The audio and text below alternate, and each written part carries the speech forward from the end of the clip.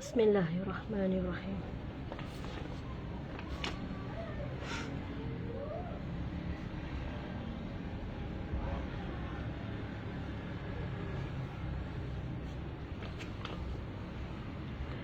Bismillahirrahmanirrahim. Assalamualaikum.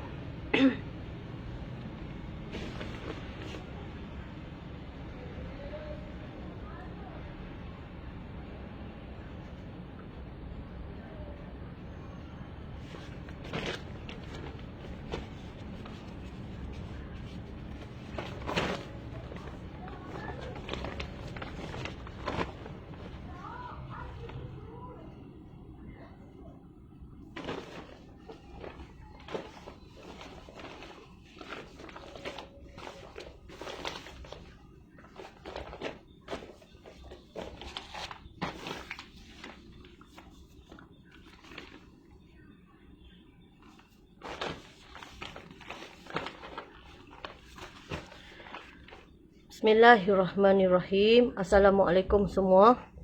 Minta tolong share dulu.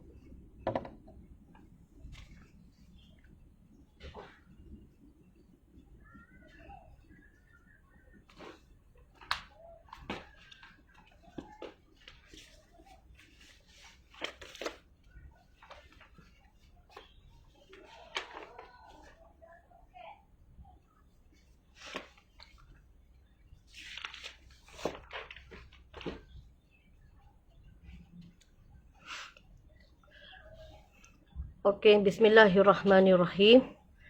Assalamualaikum warahmatullahi taala wabarakatuh. Okey, hari ni kita baca doa dulu. Bismillahirrahmanirrahim. Bismillahirrahmanirrahim. Bismillahirrahmanirrahim. Bismillahirrahmanirrahim.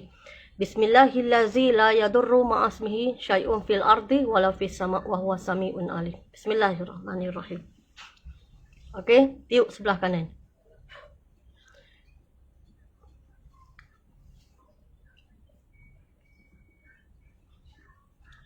Dan tepis bahu kiri. Okey, bahu kat muka, tepis.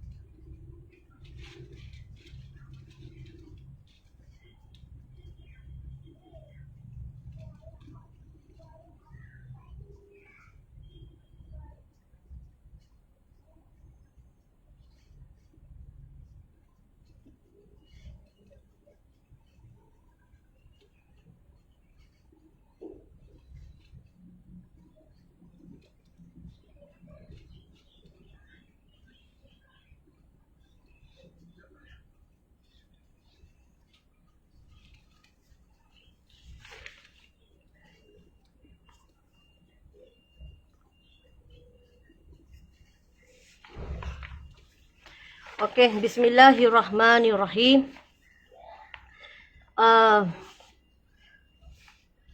Ramai yang tanya saya, apa yang doa saya selalu baca.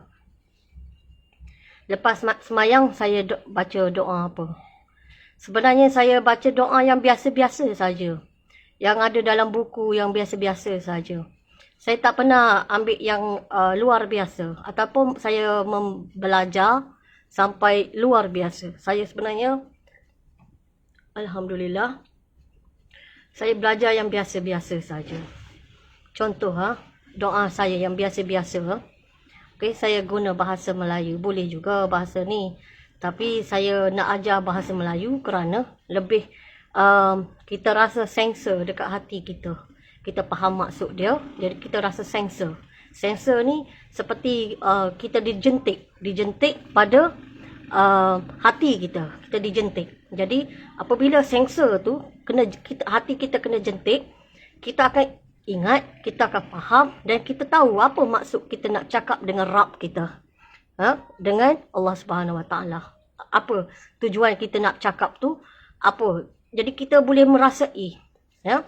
Okey, yang pertama kita doa dulu. Ya, bukan doa lah. Kira kita berkata atas izin Allah Subhanahu Wa Taala, kita berkata setiap lepas kita solat, kita berkata. Berkatanya macam ni. Ya Allah, Engkau Tuhan kesejahteraan. Daripadamu datang kesejahteraan dan kepadamu kembali kesejahteraan.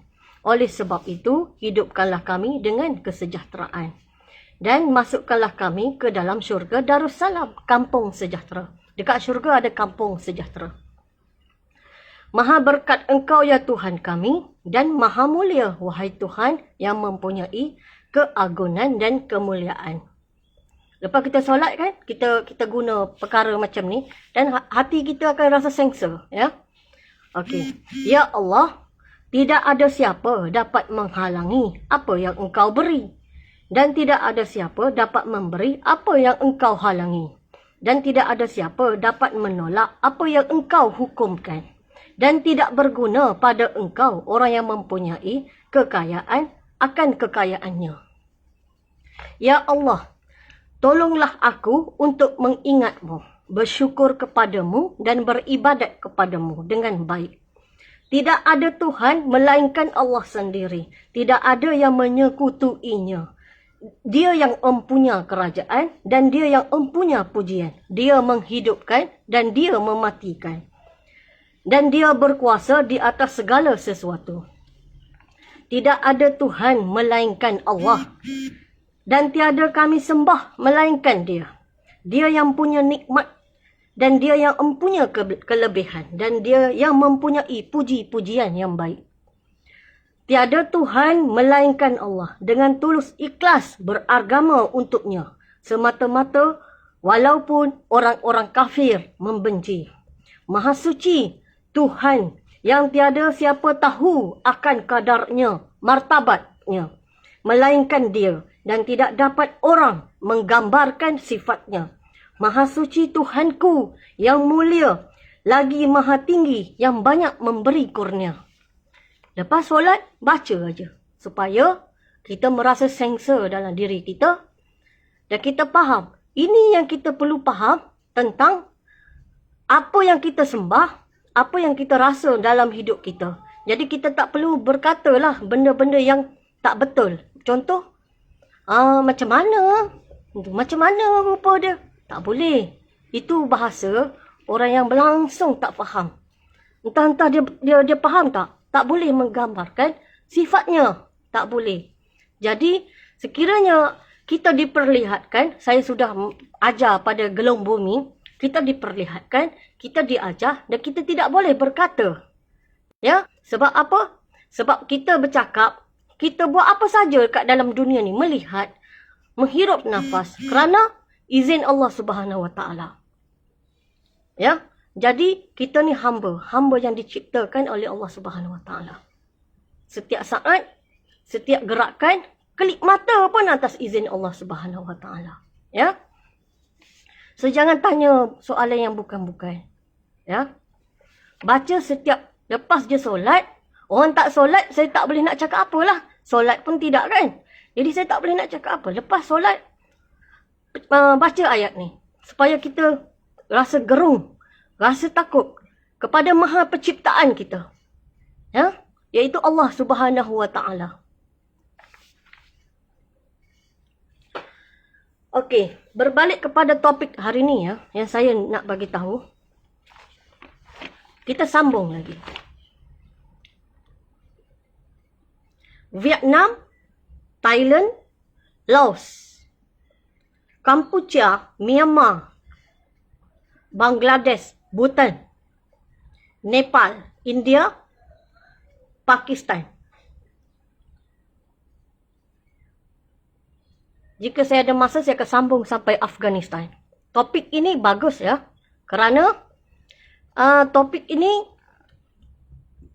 masa huru-hara pun mereka dah join dah.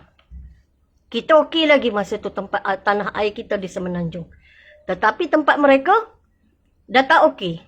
Dah tak okey. Dan mereka membuat penentangan juga. Kerana mereka melihat malapetaka yang dahsyat. Jadi mereka pun ada membaca juga sebahagian-sebahagian kitab dari kitab-kitab mereka. Dan tanda-tanda itu mereka yakin daripada kitab-kitab mereka. Jadi mereka bertukus lumus untuk menghalang kebangkitan Melayu yang terakhir. Kerana ada dalam perjanjian buku-buku mereka yang terdahulu, dia kata andai kebangkitan Melayu yang terakhir, maka bumi ini akan habis. Habis bermakna tenggelam. Dan ada perjanjian-perjanjian daripada buku-buku mereka yang terdahulu. Contoh daripada Butan. Ya, mereka duduk di gunung, tetapi oleh kerana mereka melihat sesuatu yang dahsyat dan ada dalam buku mereka, apabila kebangkitan Melayu yang terakhir, dan mereka tahu kebangkitan itu akan menyebabkan dunia mereka pun, walaupun mereka duduk kawasan gunung, mereka akan diruntuhkan. Kerana ini kepercayaan mereka. Ya, ini kepercayaan mereka. Jadi mereka bertukar lumus juga untuk stopkan kepada Cina supaya jangan berlaku. Jangan sampai Melayu membangkitkan. Ada kebangkitan yang terakhir. Sudah ada dalam perjanjian mereka. Dalam buku-buku mereka terdahulu kala. Okey. Saya nak bercerita Vietnam, Laos, Thailand. Sebab dah banyak saya guna tempat sini. Tapi saya perincikan lagi. Okey. Apabila kita keluar daripada tanah air kita. Ya. Tanah air kita. Apabila kita keluar daripada tanah air kita. Okey. Kita gedek. Kita keluar. Ada yang berjalan kaki. Ada yang naik kenderaan. Ada yang pergi dahulu daripada saya. Ada yang memang dah pergi cepat-cepat daripada saya. Dan saya di antara kumpulan yang terakhir. Yang mana terdiri daripada kanak-kanak yang terbiar. Daripada orang-orang wanita yang gila. Yang sakit. Yang sudah hilang kewarasan. Dan di samping saya tadi. Panglima nombor 8 dan bawah-bawah dia masih lagi berada di belakang kerana untuk menanam yang mana-mana semasa itu sudah pun meninggal. Mana-mana yang meninggal dan mana-mana yang sakit, mereka tetap usung juga. Naik ke atas. Apabila berlaku di atas ni, adanya serangan dari gerila-gerila yang tak tahu punca dari mana. Dan membuat serangan. Di antara sini, panglima yang ada dekat sini iaitu panglima nombor 3, panglima nombor 5 dan panglima nombor 8. Okey. Panglima nombor 7 dah naik ke atas. Panglima nombor 6 dah naik ke bawah. Okey. Kita ni belum lagi. Saya lah ya. Saya. Bawah pada saya ni duduk bawah kat sini. Okey. Panglima 3, 5 dan 8 ada bahagian belakang lagi. Bersama-sama dengan rakyat. Okay, di sini ada bom ya, daripada China dengan taluan sejauh 7 km. Memusnahkan semua dan membunuh kesemua sejauh 7 km juga. Dan saya terselamat dan yang lain mengikuti di belakang saya meninggal dunia. Okey, saya nak cerita suasana waktu tersebut. Alhamdulillah. Saya bercakap ni di dalam perjalanan mimpi yang terakhir saya. Okey. Masa ini yang berjalan ni. Okey. Masa kita berjalan tu dah ramai meninggal ya. Dalam tanah air kita pun dah ramai meninggal. Dan ada yang sudah mendengar perjalanan mimpi yang terakhir. Mereka sudah pasang siap-siap. Saya ingin mencari saudara saya Imam Mahdi. Jadi masa pertengahan kami keluar dan sudah jauh ya. Ini yang ramai, ini grup saya. Allah sudah bukakan pintu syurga di langit. Allah telah pun buka pintu syurga. Dan mereka semua ni sedang melihat. Waktu itu mereka tidak takut mati. Tetapi mereka mendoakan macam ni. Bilalah kami pun nak kena bom? Bilalah kami pun nak kena bom? Bilalah? Kerana mereka rindu dah nak pergi syurga. Sebab mereka sudah nampak pintu syurga sedang dibuka. Ini saya bercakap ni di dalam perjalanan mimpi yang terakhir saya. Mereka melihat. Dan mereka juga cukup sengsara waktu itu. Kerana pada kita berjalan itu, kita tidak boleh tidur seperti kita tidur di atas kerusi malas, atas katil, atas mana-mana lah. Maksudnya kita boleh baring. Waktu itu, kita setelah pun tidur, sambil duduk, ataupun sambil berdiri, sambil berjalan. Dan kita tak pernah berhenti. Berjalan. Itulah tidur kita. Ataupun kita duduk. Kalau kita tidur, time tu tetap juga bergerak. Time tu tetap juga bergerak. Jadi, saat kita tidur, kaki kita ni ataupun badan kita sedang bergerak. Jadi tidur kita sedang bergerak. Macam mana tu nak bagi huraian? Macam mana tu saya nak bagi huraian?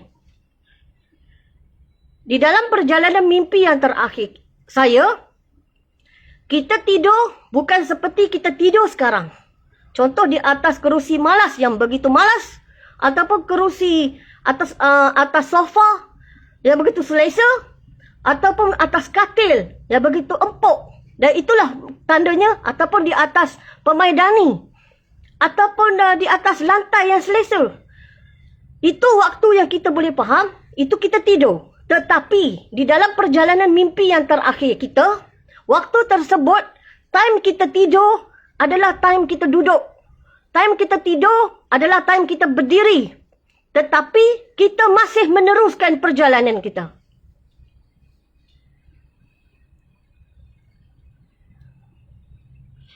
Nampak tak? Tak nampak? Jelas tak?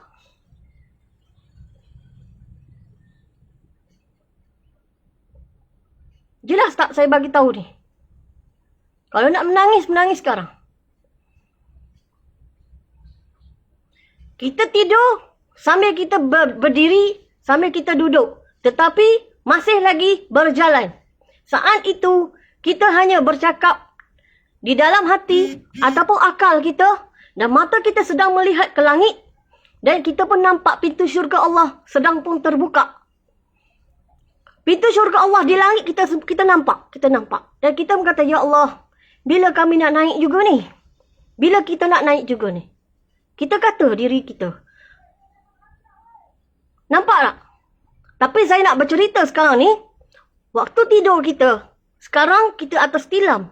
Atas sofa. Atas kerusi malas. Selesa. Tak bergerak. Sebab kita tidur. Tetapi nanti. Waktu kita tidur. Kita bergerak.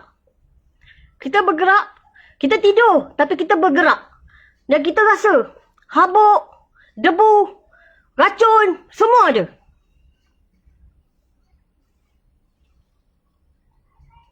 Boleh jelas tak?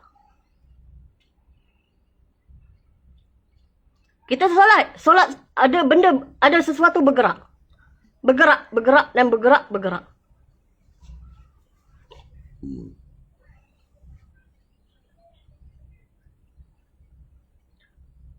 Nampak jelas tak?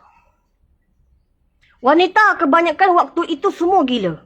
Contoh saya bagi tahu. Alhamdulillah. Ni saya pegang Quran. Quran. Ya? Saya bercakap ni saya pegang Quran. Tak ada dalam kepala otak saya ni. Idea saya ke? Hati saya ke? Saya nak menjelaskan di dalam perjalanan mimpi yang terakhir saya. Nak suruh faham. Bersedia pergi kepada alam akhirat.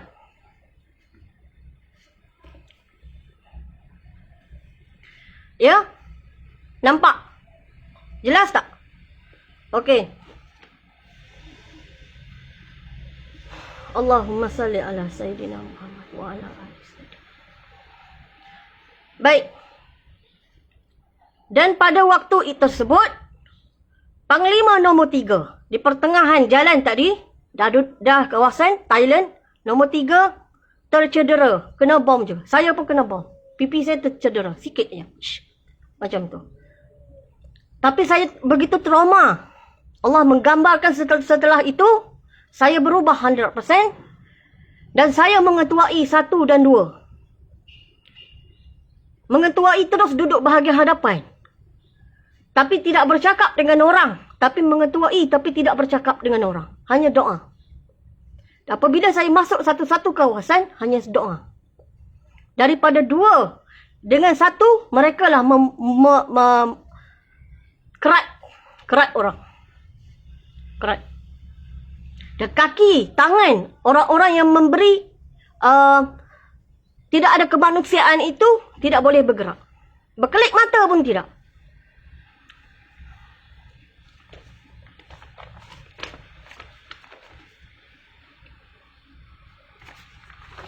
Okey. Selepas ini, ya. Selepas ini kita naik. Kita naik sampai sini.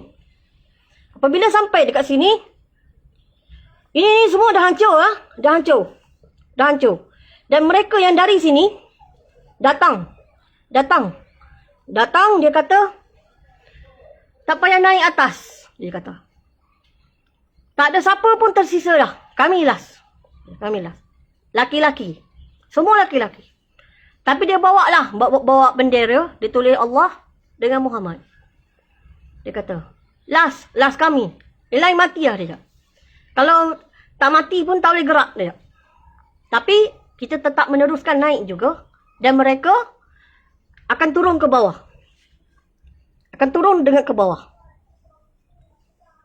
Turun ke bawah. Dan yang selebihnya akan naik. Naik sampai ke atas. Ada yang naik ke atas. Ada daripada kumpulan nombor 7 tadi, Panglima, dia naik ke sini.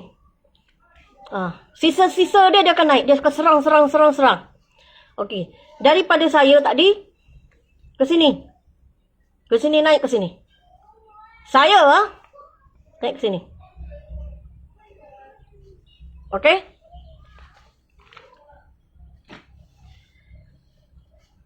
Sudah habis ya? Vietnam, Myanmar, Thailand. Ada soalan?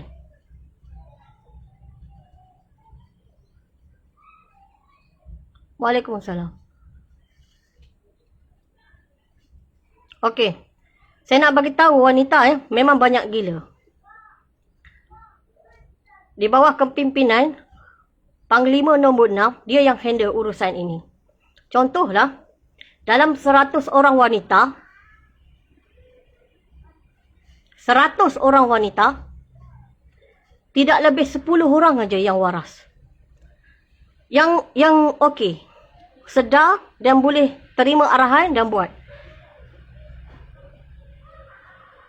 990 lebih tu tak waras. Tak waras. 100 orang tadi, 100 orang. Tak lebih 10 orang je yang okey, otak dia boleh terima arahan. Kita bagi tahu dia sedar. Yang 99, contohlah 90, 100 orang, 90 ataupun dari 1000 lah. Macam tu lah nak digambarkan wanita tu ramai yang gila. Ramai yang gila. Itulah saya nak bagi tahu wanita tadi, ramai yang gila. Kegilaan mereka, apabila datangnya bom ke tanah air kita, atau mana-mana negara sekalipun, hatta dia sedang menyusu anak dia sekalipun, anak dia jatuh. Dan dia pun berlari. Sambil berlari dia nak koyak baju-baju dia. Dia terkejut sangat-sangat. Saya nak menggambarkan macam itulah. Tapi saya tak boleh tahu detail wanita yang waras. Kerana di dalam perjalanan mimpi yang terakhir saya ni jaga kanak-kanak lebih daripada 50. Letaklah 50. Tapi berapa orang yang jaga? Berapa orang yang jaga? 50 orang tadi kanak-kanak seramai itu. Saya dan seorang pembantu je wanita. Yang lain kanak-kanak. Di mana ibu mereka, di mana, dan di belakang juga pun ada seorang atau 2 orang atau 3 orang saja wanita. Di mana wanita-wanita yang lain? Hilang. Hilang. Akal mereka hilang. Mereka menjerit, meraung, teriak, menangis, bergoleng-goleng, buka baju, merobek-robek habis, hatta nak mencederakan diri. Hilang kewarasan terus. Ini saya nak bagi tahu, itu suasana yang begitu dahsyatnya sekali. Dahsyat yang tidak boleh terfikir dengan akal kita ni.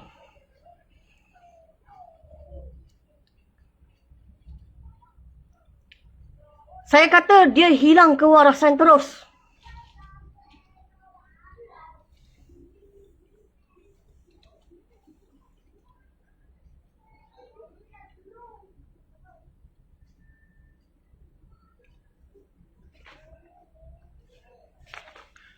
Okey.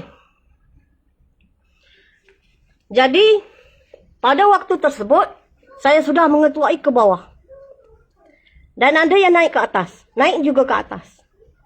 Okey, naik juga ke atas. Masa itu, masih lagi ada sisa daripada nombor 7. Panglima nombor 7. Ada lagi sisa dan kumpulan dia tak pernah terkalah. Dia dah masuk ke bawah dah. Begitu juga ketenteraan daripada Korea Utara dan Korea Selatan. Mereka pun masuk juga ke China ni. Serang dari bawah. Dari atas tu dah tak boleh nak serang. Sudah habis. Sudah habis. Nak tembak pergi itu dah sudah habis. Turun ke bawah. Ada yang turun dengan macam-macam kenderaan. Kereta kebal dan sebagainya. Saya tak tahu nak gambarkan macam mana suasana dia. Mereka turun. Tetapi saya dah ke bawah. Saya dah turun masuk ke bawah. Okey. Saya dah turun masuk ke bawah. Yang mengikuti nombor 1 dan nombor 2. Yang banyak nombor 1 dan nombor 2 ini adalah adik-adik peringkat usia dia awal 30-an, awal 30-an, 20-an, akhir 20-an, pertengahan 20-an dan belasan tahun. Maksudnya dia tengah agresif. Tengah agresif. Laki-laki. Laki-laki. Dan ada juga wanita, tapi tak banyak. Tak banyak. Tapi yang banyaknya adik-adik laki-laki. Umur mereka tidak melebihi saya. Dan mereka amat agresif. Agresif sangat-sangat. Dia adik. Mereka adik.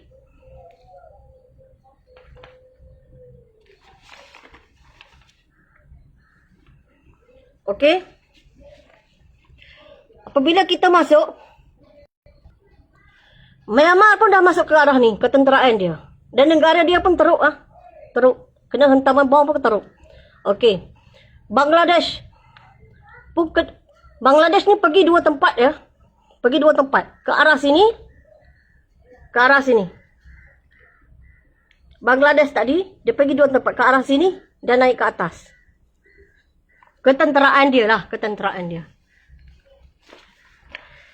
Jadi saya dah naik ke atas. Dan ada juga serangan-serangan yang memberi tentangan. Serangan-serangan yang memberi tentangan. Dan masa itulah saya sudah pakai doa. Saya sudah pakai doa. Dan di bawah saya, adik nombor 1 dan nombor 2. Mereka lah yang habiskan mereka. Okey, di sini saya nak bagi tahu Butan. Butan. Okey. Kawasan mereka gunung-gunung ya. Gunung-gunung. Dan mereka juga untuk stopkan peperangan ini, semua ahli agama mereka pergi ke naik ke atas. Pergi naik ke atas. Dan memberi tentangan juga. Mereka memberi tentangan juga. Dan kelebihan mereka, mereka pakai burung. Burung tak ada bulu kat kepala. Dia boleh seru burung. Burung tu tak ada bulu. Dan mereka guna ilmu, saya guna perkataan, mereka guna ilmu sihir dan mereka atas izin Allah Subhanahu Wa Taala, mereka guna burung. Jadi mereka tak tahulah. Saya tak tahu kelebihan mereka buat macam mana. Saya diperlihatkan sekejap saja. Sekejap saja, cukup sekejap. Itu kelebihan mereka. Dan macam mana keadaan mereka? Mereka semuanya meninggal. Mereka semuanya meninggal. Ini orang-orang alim mereka. Orang-orang alim mereka. Kerana mereka tahu sekiranya ada kebangkitan Melayu yang paling akhir, yang paling belakang sekali ni kita lah. Dan bumi ni akan hancur. Jadi ilmu yang mereka belajar ni, mereka bertukus lemus untuk stopkan Cina. Tapi mereka semua meninggal dunia. Orang agama mereka. Mereka cuba lah. Bukan tak cuba. Lebih pada kita mereka cuba. Habis semua. Okey. Apabila masuk ke kawasan sini. Okey, masuk ke kawasan sini. Dalam kelompok India ni, masyarakat ini, Bangladesh ni, dia pergi dua lah. Ke atas dan ke bawah. Ke atas dan ke bawah. Dia pergi dua. Dia pergi dua. Dia pecahkan. Ketenteraan dia tu dua. Dan negara dia pun terkena juga. Bandar-bandar dia. Okey. Kena bom jugalah. Banyak jugalah kena bom dia. Semua negara kena bom. Tapi ada negara yang ni Bhutan ni, mereka tak kena bom. Tapi orang-orang agama dalam negara mereka naik ke atas. Sebab mereka tahu dalam kitab lama dia, sekiranya kebangkitan Melayu yang terakhir ini, maka dunia akan habis. Maksudnya tenggelam. Dia tahu dia ada dalam kitab dia tu ada menyatakan sebegitu. Tahap-tahap sebegitu. Jadi sebab tu orang-orang agama dalam negara dia pergi naik, nak suruh stop. Dan mereka berikhtiar sampai habis meninggal semua. Orang agama dalam negara dia. Dan dekat sini terbagi ke sini dan ke atas. Naik ke atas dan ke sini. Ke negara dia pun terkena juga Bangladesh. Banyak juga kena bom. Dan ke sini ada 4 golongan. 4 golongan.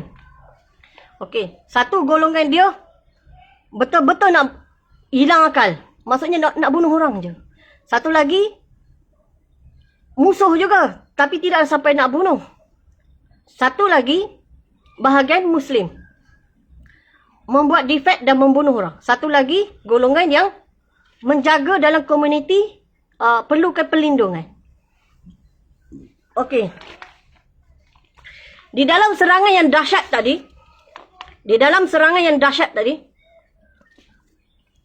presiden dia yang sedang bersembunyi di dalam tank. Walaupun dia telah pun bersembunyi di dalam tank dan dia telah pun mati. Presiden dia. Perdana Menteri dia lah saya guna perkataan. Perdana Menteri dia meninggal. Waktu tersebut.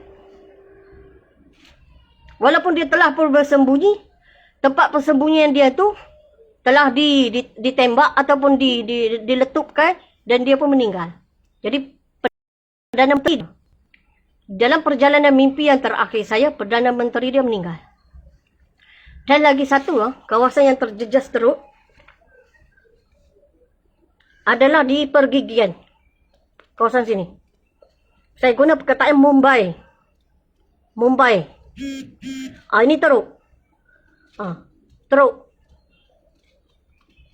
Mumbai, kawasan sini. Teruk. Hancur lebur. Tepi pantai, ke tengah sikit, Mumbai. Hancur lebur. Hancur lebur. Dan kawasan New Delhi. Teruk juga. Teruk. Dekat sini. Teruk juga. Kolkata. Teruk juga. Ya? Hancur teruk. Teruk, sangat teruk. Dan berdekatan dengan Lucknow. Kanpur pun teruk. Teruk dibantai bom. Mereka boleh bertahan dari segi ketenteraan mereka 2 hari. dengan Pakistan. Setelah itu mereka terus diam. Dan pada masa 2 hari itu juga mereka diam. Dan mereka tak boleh buat serangan dah. Nak tembak keluar semua dah tak boleh. Semasa itu, masa mereka membuat serangan yang pertama, seperti ke atas Aceh, Medan, Pekanbaru, Sumatera, Padang, Jawa, Palembang, Teluk Ketong, kawasan sinilah ataupun Jakarta. Tetapi Malaysia ada juga terkena. Ada juga bahagian sini, ada juga terkena Malaysia. Sebelah sini. Bersebelahan dengan, contoh saya bagi tahu yang terkena, Pulau Pinang terkena. Apabila kena bom, walaupun tak banyak tapi terkena. Tapi perangai orang Melayu waktu itu macam ni. Mereka nak keluar dari Pulau Pinang, mereka berduzum-duzum keluar, berlari-lari, mereka masuk. Dan mereka pergi masuk, dan mereka datang ke Kuala Lumpur dengan Selangor. Jangan macam tu. Teruskan lagi, pergi sampai ke utara. Yang masalahnya awak datang ke Kuala Lumpur dengan Selangor. Sedangkan kami orang Selangor Kuala Lumpur nak pergi ke utara juga. Jangan berhenti dekat sini. Menjadikan kawasan sini, Kuala Lumpur dengan Selangor, sesak. Begitu juga dengan Langkawi. Kena juga. Kena. Dan pergigian. Termasuk Selat Melaka. Melaka ni, sebelah dia je. Dari India. Dari India. Melaka kena juga. Negeri Sembilan pun kena juga. Ini kena. Tapi, tidak banyak. Walaupun bom terkena, tapi tidak banyak. Ya. Kena, tapi tidak banyak.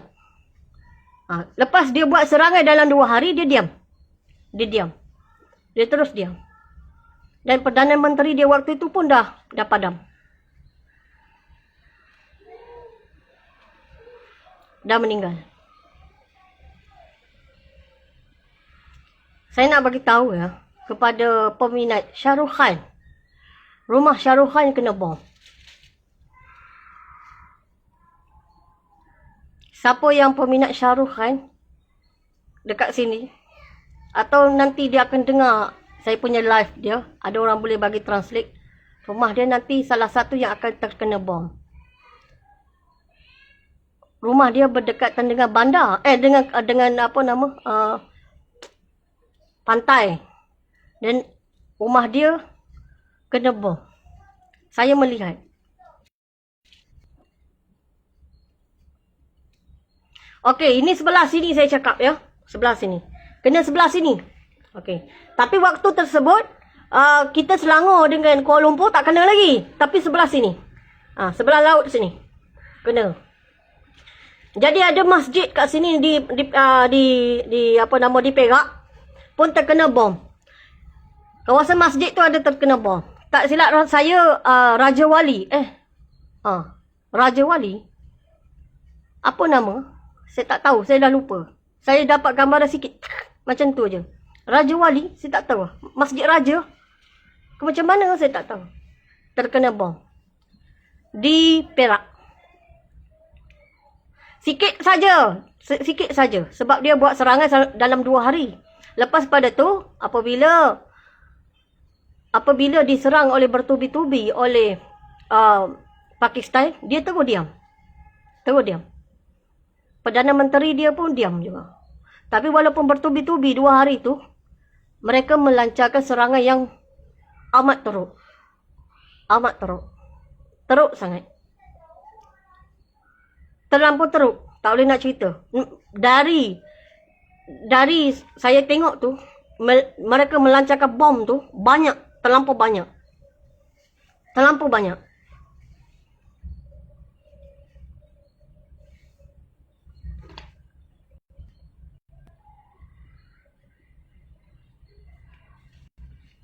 Okey.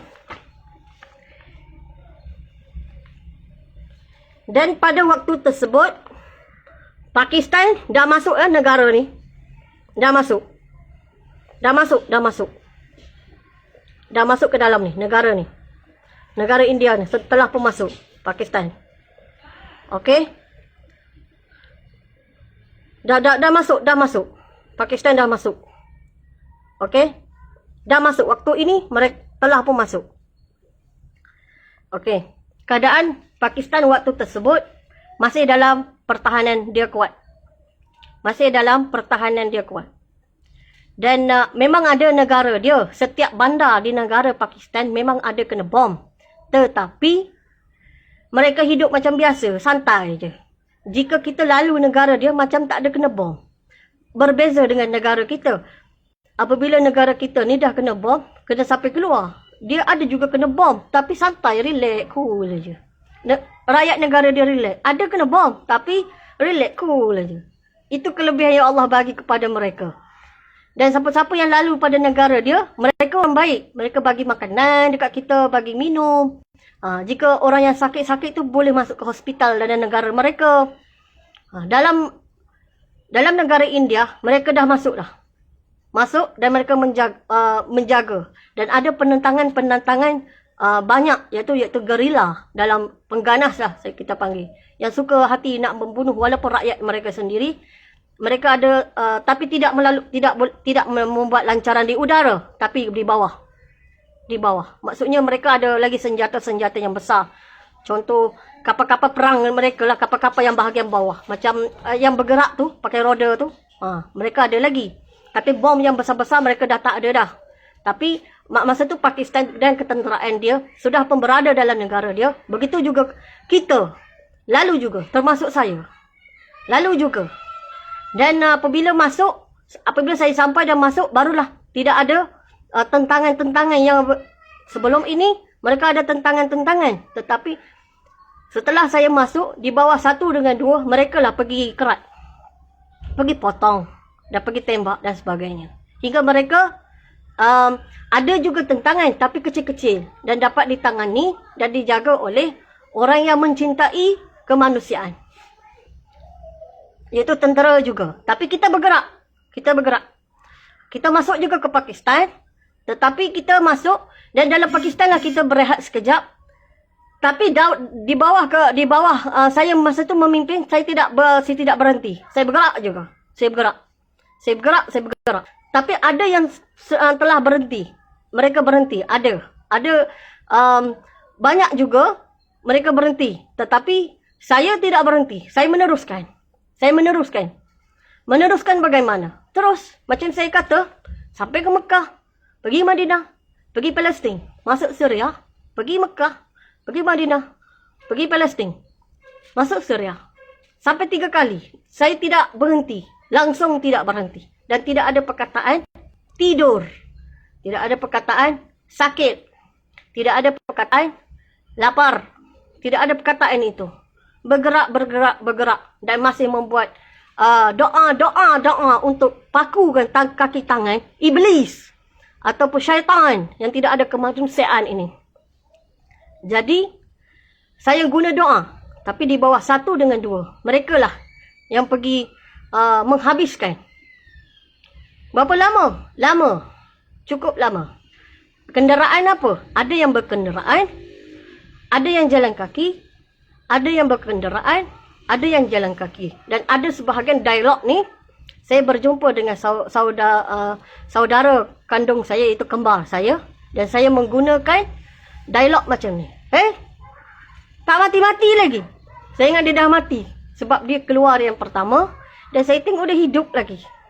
Sebab tim dia, daripada Panglima nombor 7, dia masih ada. Dan dia hidup. Dan anak dia telah pun meninggal dunia bersama-sama dengan anak-anak saya.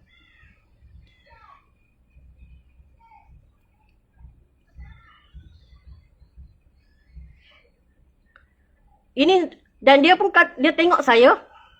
Saya tengok dia. Tak ada dialog. Tapi dalam hati saya, hidup lagi. Dia kata, "Kak, aku pergi dulu. Aku naik kenderaan yang tak dapat didetect." Dan kenderaan dia cukup buruk. Buruk lah. Macam tak ada rangka je tapi bergerak. Rangka tapi bergerak. Saya tengok rangka tapi bergerak. Dan di belakang pada benda yang dia duduk tu, ada senjata besar dalam 2 meter. Dan boleh duduk, boleh memuatkan 3 orang. Dia sentiasa menyerang, tak berhenti. Semasa itu, saya telah pun berhenti. Setelah begitu lama Membuat serangan dan serangan demi serangan. Tapi dia meneruskan. Dia daripada kepimpinan nombor 7. Panglima nombor 7. Dan dia meneruskan. Dan dia ada tersisa. Saya ingat dia dah meninggal lah. Tapi tak meninggal. Allah takdirkan dia macam tu. Dan dekat sini, saya nak bagi tahu.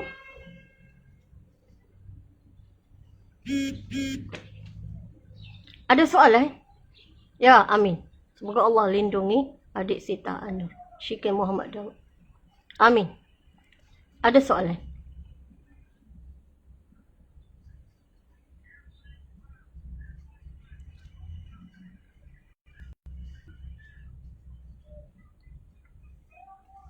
Allahumma salli ala Sayyidina Muhammad wa ala ali Sayyidina.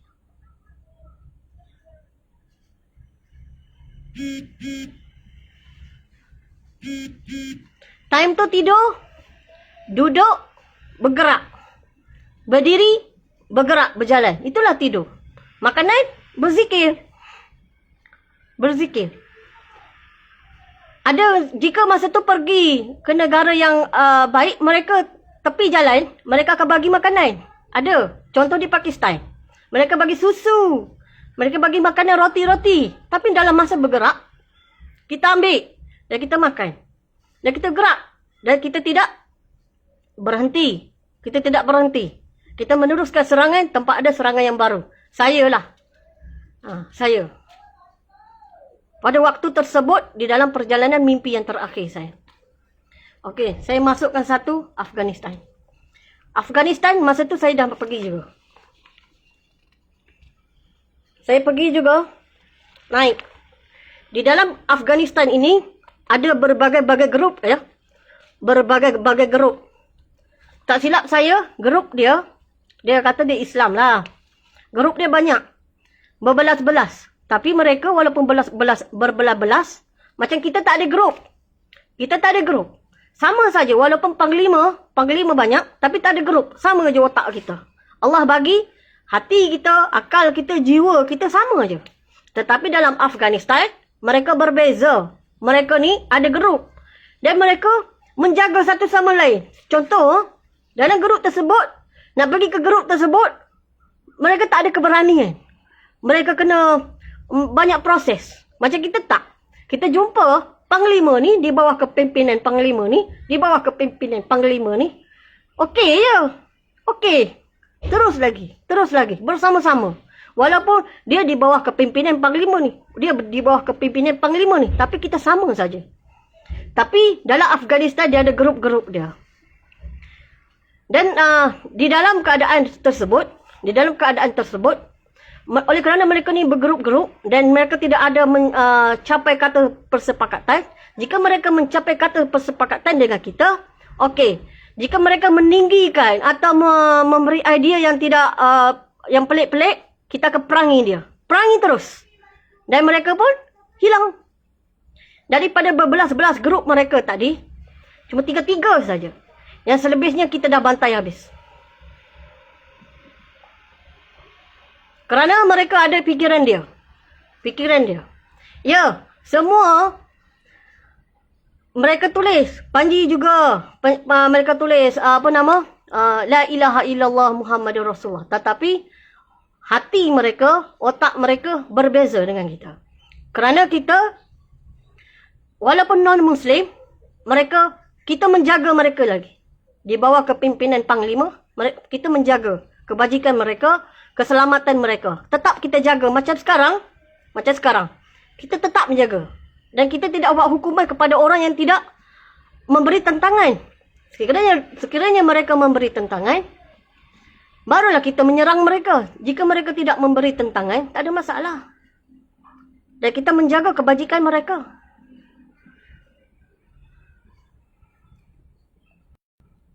Di Afghanistan banyak. Pakatan mereka banyak. Tetapi tinggal 3 saja. Itu pun mereka duduk belakang sekali. Mereka tidak boleh menonjol. Kerana kekuatan kita masa itu kuat. Teramat kuat. Yang bawah ni, maksudnya, kita dari Indonesia, dari Papua, dari Kalimantan, Sabah, Sarawak, Brunei, Labuan, Filipina sendiri, Semenanjung Melayu, Thailand, dari Vietnam, Myanmar, dari Taiwan ataupun Korea. Ada sisa Korea Selatan, ada sisa Korea Utara, ada sisa Jepun, ada sisa China juga yang tidak memberi tentangan, ada sisa juga daripada India juga, dan termasuk Pakistan. Kita mempunyai hati sama saja. Hati kita sama saja. Tetapi masuk ke Afghanistan, mereka berlainan dengan kita. Hati mereka berlainan. Sebab tu mereka daripada berbelas-belas kumpulan mereka, yang lain-lain kita habiskan mereka kerana mempunyai perangai yang pelik. Perangai yang pelik. Jadi waktu itu keputusan kita satu saja. Tidak ada kemanusiaan, maka mereka tak ada. Jika mereka tak faham apa itu nilai kemanusiaan, mereka pun tak ada. Kita akan perang ke atas mereka. Dan kepada yang orang yang berhati-hati, hati dia tu berbeza-beza, akal mereka berbeza-beza, bermakna saudara bukan daripada grup kumpulan ataupun di bawah kepimpinan Panglima akhir zaman. Dan tidak meyakini perjalanan mimpi yang terakhir saya, bermakna anda dalam kumpulan yang salah.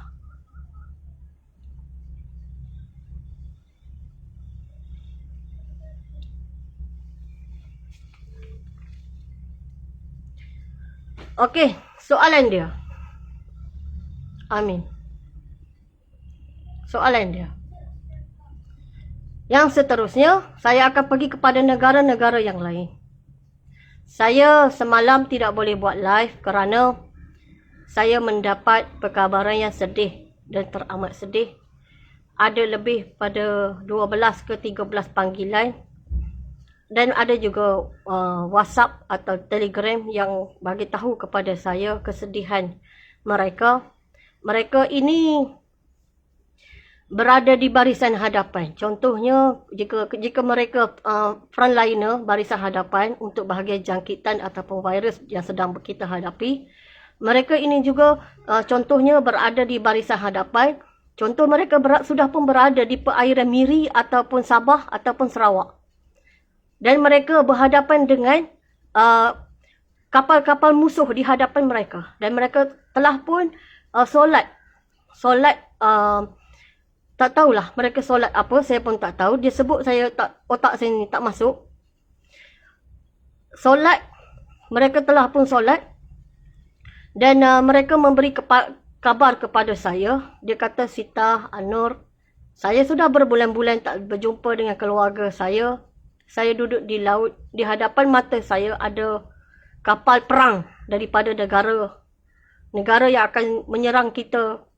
Dan saya tidak takut dengan saya punya nyawa, tapi saya rindu dengan keluarga saya, anak-anak saya, isteri saya dan keluarga saya, ibu bapa saya. Saya sudah berbulan-bulan tidak melihat mereka. Saya tidak takut dengan nyawa saya yang satu, tapi saya rasa perasaan sedih. Kerana di hadapan saya dia ada kapal-kapal musuh dan mereka menyatakan kepada saya minta doa. Dan bagaimana sekiranya mereka ni, tempat yang mereka duduk ni, dihentam dengan teruk tapi mereka masih terselamat, contoh berada di laut dan sebagainya. Saya menyatakan kepada mereka, terus pergi kepada Arab Saudi. Ikutlah pergi ke mana-mana, jika ada terjumpa dengan orang yang baik-baik. Tetapi jangan datang ke Semenanjung dah. Jika berada di laut, waktu tersebut, terus pergi kepada Arab Saudi dengan apa jua kenderaan. Ataupun pergi ke negara Pakistan, jika boleh sampai ke sana. Atau jika boleh sampai lagi ke arah, jika apa-apalah yang berkaitan dengan yang dapat ditolong. Tapi waktu tersebut jangan datang kepada Semenanjung. Kerana kita pun hancur lebur juga. Apabila saya dapat panggilan sebegini dengan orang yang sedang menjaga negara, saya pun rasa sedih. Saya rasa sedih. Saya memang menyampaikan perjalanan mimpi yang terakhir. Tetapi saya tidak berada di barisan hadapan. Saya tidak rasa tekanan itu, saya tidak rasa. dan berhadapan dengan virus yang sedang berlaku sekarang pun saya tidak rasa. Dan Alhamdulillah saya tidak juga terkena pada virus lagi. Alhamdulillah.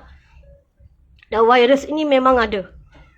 Dan pencerobohan terhadap negara kita pun sedang berlaku.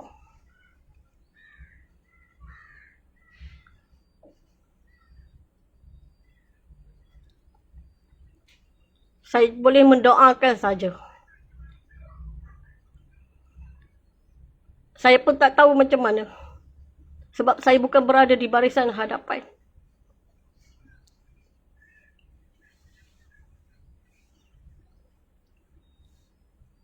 Ada yang bagi tahu saya, Kak, tempat yang selamat akak cakap tu, kita nak buat persediaan. Ini saya nak bagi tahu. Walaupun saya kata itu tempat selamat, tetapi kita boleh bertahan dekat situ dalam 2 bulan saja. Jika kita terlalu gairah nak membuat sesuatu di sana, contoh rumah dan sebagainya, tak sesuai. Macam yang saya bagi tahu sebentar tadi, apabila kita keluar je daripada tempat asal kita sekarang, contoh dari rumah kita ni, kita tidur pun sambil kita bergerak. Duduk pun bergerak, berjalan pun tidur. Bermakna apa? Macam itulah. Masa kita boleh bertahan di bukit sana 2 bulan pun keadaan macam tu. Makan tu tak payah ceritalah, kita sudah dewasa. Kita dah tak fikir dah benda tu.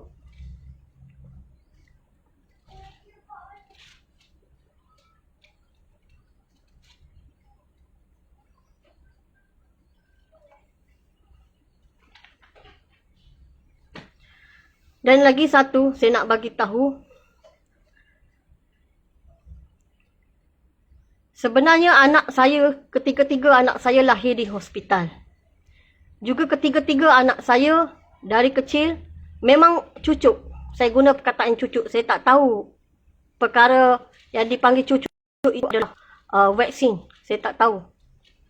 Tetapi cucuk. Anak saya ketiga-tiga cucuk dengan semua. Semua cucuk dah habis. Cucuk. Dan saya sendiri pun lahir di hospital besar Kota Baru. Jadi, saya nak bagi tahu, saya tidak anti apa-apa berkaitan dengan yang berkaitan dengan hospital. Saya tidak anti. Saya bukan orang yang anti. Saya juga ada sahabat-sahabat saya yang doktor. Contoh dia, jika saya sakit, saya pergi hospital. Dan saya, jika di Shah Alam ni, saya ada kawan saya doktor. Masa anak saya sakit, saya sendiri nak bagi ubat pada anak saya, tak mampu. Saya pergi jumpa doktor. Dan saya suruh doktor pujuk anak saya macam mana cara untuk anak saya ni mudah makan ubat. Dan saya tidak anti. Dan saya tidak kata ada satu kumpulan-kumpulan yang berkaitan dengan hospital. Bukan. Saya sebenarnya dulu sakit, saya pergi hospital. Dengan niat ikhtiar kerana Allah SWT. Inilah. Kadang yang datang kepada saya, ada satu kumpulan. Saya, macam saya kata, jika sakit saya pergi hospital. Dan anak saya cucuk semua. Habis semua. Cuma di dalam perjalanan mimpi yang terakhir saya dikhabarkan. Iaitu fitnah. Peperangan. Yang sedang berlaku di luar negara ataupun akan berlaku. Dan juga virus. Ciptaan-ciptaan ini. Hanya doa mukjizat dari Nabi Isa AS saja Allah angkatkan kembali. Jika bagaimana orang kata nak combinekan dari keseluruhan tadi, saya tidak boleh nak menyatakan pendirian saya kerana selama ini anak saya cucuk semua. Anak saya cucuk semua, lahir pun di hospital. Saya sendiri pun lahir di hospital besar Kota Baru. Dan saya juga ada apa-apa masalah, saya refer ke hospital. Dulu anak saya pada tahun 2018, bulan 3, anak saya kena jangkitan influenza daripada kawan sekolah dia balik daripada Korea. Jadi masa tu saya pergi Medical Salam Center di Shah Alam. Ubat tu belum ada lagi dalam Malaysia. Saya merayu dengan doktor. Minta ubat tu. Dia kata ubat tu ada di Singapura. Belum sampai lagi dekat Malaysia. Saya merayu berapa pun kos dia saya nak bayar. Saya merayu dengan doktor. Kerana saya percaya bidang perubatan di dalam Malaysia yang terbaik. Saya merayu. Jadi hari yang esoknya petang sampai dah anak saya diberi ubat yang dari doktor. Saya tidak kata memperlekehkan doktor-doktor dalam Malaysia. Saya semuanya saya ambil ikhtiar kerana Allah Subhanahu Wa Taala, dan saya percaya dan saya respect sahabat-sahabat saya, saudara-saudara saya, hatta adik saya sendiri, adik ipar saya sendiri yang bergelar doktor. Saya respect dan saya hormat bidang dia. Dan kawan saya, sahabat saya yang jadi doktor di dalam Shah Alam sekalipun, ataupun kepada Dr. Fauzan yang selalu saya minta tolong di klinik Hajar di Shah Alam, jika ada apa-apa berlaku pada saya sekalipun, sakit dan sebagainya, saya akan pergi jumpa dengan doktor. Saya akan minta pandangan doktor, minta nasihat dengan doktor. Kadang daripada kesakitan saya meluahkan kepada doktor. Apa-apa yang saya rasa tak senang dalam jiwa saya pun saya meluah kepada doktor. Dan saya memang yakin doktor kita dalam Malaysia ni orang yang baik-baik. Mereka ingin menolong kita sehabis mungkin. Dan saya respect, saya hormat. Dan ramai di antara mereka di Shah Alam adalah sahabat saya, kawan saya. Dan saya berterima kasih sangat. Saya bukan dalam keadaan anti-anti dan sebagainya, dan dalam keadaan geruk-geruk. Saya ni tak pandai ilmu perubatan. Saya tak mampu nak hurai Panadol pun. Jika sakit, saya memang pergi hospital.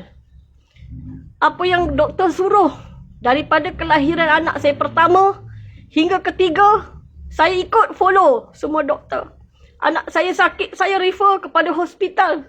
Sama ada di KPJ Shah Alam ataupun di medical center di Shah Alam. Saya tetap pergi jumpa kepada doktor. Andai kata anak saya tak sihat dan sebagainya, saya akan terus pergi kepada klinik klinik Hajar di Shah Alam. Jika melarat dan sebagainya, saya akan refer kepada hospital. Saya akan minta surat pergi refer kepada hospital. Kebiasaan hospital yang saya pergi, KPJ di Shah Alam dan medical center di Shah Alam. Saya bukannya anti apa-apa. Saya tidak anti. Saya tidak ada golongan. Saya dulu, sebelum diberi perjalanan mimpi yang terakhir, saya orang yang biasa. Pagi saya fikir, saya bangun, siapkan anak nak pergi sekolah dan sebagainya. Dan saya meneruskan pekerjaan saya. Dan saya meneruskan bisnes saya. Saya buat apa saja untuk mencari wang kerana Allah Subhanahu Wa Taala. Saya hidup orang yang normal. Normal. Dan apabila saya diberi perjalanan mimpi yang terakhir, agak berbeza kehidupan saya. Kerana saya duduk, otak saya ni ingat perkara dalam perjalanan mimpi yang terakhir. Dan saya sayang semua sahabat saya. Di bahagian perubatan, orang-orang yang mengenali, saya mengenali mereka. Dan saya pernah mengingati jasa mereka. Dan saya pernah membuat rayuan apa saja kepada orang yang bergelar doktor. Untuk lebih peka dan fokus pada jangkitan pada anak saya. Dan anak saya juga nombor 2, Nazar Zahra. Pernah sakit sampai 8 bulan. Tiba-tiba tak sedarkan. Dan saya refer kepada hospital KPJ Shah Alam dan juga medical center Shah Alam. Dan saya tidak anti apa-apa. Saya terus kepada hospital. Sebab tu saya cakap, jika sakit pergi hospital. Jika sakit pergi hospital. Kerana bukan saya kata apa, kita ikhtiar. Kita ikhtiar kerana Allah Subhanahu Wa Taala.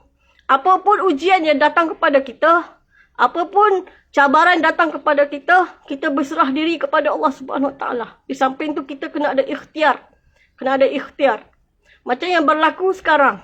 Ada orang tanya, satu golongan-golongan tertentu datang kepada saya untuk mensabitkan di dalam perjalanan mimpi yang terakhir saya. Mereka membahagi-bahagikan. Saya kata tidak boleh. Kerana perjalanan mimpi yang terakhir saya, kita perlu menghadap Allah Subhanahu Wa Taala dan kita menyerah diri sepenuhnya hati kita, jiwa raga kita kepada Allah Subhanahu Wa Taala. Begitu juga dalam ujian yang Allah bagi kepada kita. Kita perlu fokus, kita perlu bertenang, kita perlu reda, kita perlu ingat apa balik flashback kita, bagaimana. Jika kita tidak kecundang ataupun niat kita pun terpesong, itu lainlah. Tapi kita masih lagi di bawah landasan yang betul. Dan kita kena yakin kepada pemerintahan kita, iaitu sultan-sultan yang berada di hadapan kita sekarang. Kerana mereka pun berusaha berdoakan kebaikan kepada rakyat jelata. Jadi, dekat sini saya nak bagi tahu, di dalam perjalanan mimpi yang terakhir saya, penggunaan bahasa daripada malaikat pengiring, iaitu fitnah ataupun peperangan ataupun virus yang sedang kita hadapi sekarang adalah doa mukjizat dari Nabi Isa alaihi salam. Tetapi saya sendiri tak faham maksud tersebut. Saya sendiri tak faham maksud tersebut kerana sebelum ini perjalanan hidup saya, diri saya sendiri lahir di hospital, anak saya ketiga-tiga lahir di hospital dan anak saya juga cucu. Semua habis dan apa-apa yang saya hadapi sebelum ini, saya refer ke hospital. Refer kepada hospital dan ikhtiar. Kerana Allah Subhanahu Wa Taala ikhtiar setiap penyakit ni. Ikhtiar. Dan saya sendiri pun sekiranya sakit tekak sekalipun, contoh, ataupun demam dan sebagainya, saya memang pergi kepada klinik Hajar di Shah Alam. Dan saya amat suka bercakap dengan Dr. Fauzan terutama. Saya suka. Dan saya tidak ada satu golongan-golongan kepada saya. Dan jika orang kata di dalam perjalanan mimpi, jika mereka tekankan saya, hanya doa mukjizat dari Nabi Isa alaihi salam, saya tidak boleh menghuraikan keseluruhan pada penceritaan mimpi saya tadi. Hanya saya boleh kata setiap penyakit yang datang itu adalah ujian daripada Allah Subhanahu Wa Taala, dan makhluk virus itu juga hamba makhluk daripada Allah Subhanahu Wa Taala. Jadi yang saya boleh bagi tahu, kita ikhtiar kerana Allah Subhanahu Wa Taala. Itu saja. Jangan melabelkan saya, mencopkan saya ataupun tekan saya pada grup-grup tertentu, kerana kehidupan saya sebelum ini, saya biasa saja kehidupan saya. Biasa. Kehidupan saya biasa. Lebih-lebih lagi, keluarga saya banyak yang bergelar doktor. Sebab tu mereka kata saya pelik. Kerana mereka kenapa saya cakap macam ni. Sedangkan kehidupan saya sebelum ni biasa dan normal. Saya tidak anti. Saya bukan golongan yang anti apa-apa. Saya beranak semua di hospital. Anak saya sakit, semuanya pergi hospital. Dan saya ada best friend. Mana-mana klinik yang saya rasa susah hati ke, ataupun saya sakit ke, saya terus refer kepada hospital. Ataupun klinik yang saya rasa saya dah biasa. Nak ajar anak saya makan ubat pun saya pergi ke doktor. Kerana saya tak mahir nak ajar anak saya. Anak saya tolak, jadi saya minta tolong dengan doktor. Dan Alhamdulillah, berkat pertolongan doktor, doktor bagi teknik dan anak saya ikut. Dan anak saya boleh makan ubat dengan baik. Jika demam ke selesema. Macam itulah saya nak bagi tahu. Ada serta-serta di dalam perjalanan mimpi yang terakhir saya sendiri tidak boleh menghuraikan dengan maksud yang tepat.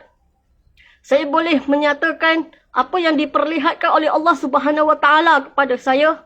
Apa yang diperlihatkan oleh Allah Subhanahu Wa Taala diberitahu kepada saya, diperlihatkan kepada saya, didengarkan kepada saya. Dan saya meniti-meniti di atas perjalanan mimpi yang terakhir atas izin Allah Subhanahu Wa Taala. Saya orang biasa. Sebelum ini saya orang biasa. Kehidupan saya biasa. Jika jiran-jiran saya dulu mereka memanggil saya dengan panggilan orang yang suka berniaga. Saya suka berniaga dulu. Saya pun rindu keadaan saya dulu. Saya rindu. Tapi ini semua ujian. Ujian. Dan saya mohon dengar perjalanan mimpi yang terakhir saya. Ambillah yang mana boleh dijadikan iktibar dan munafaat. Duduklah dalam kumpulan yang besar. Ada grup, ada kumpulan. Grup WhatsApp ke, grup Telegram ke.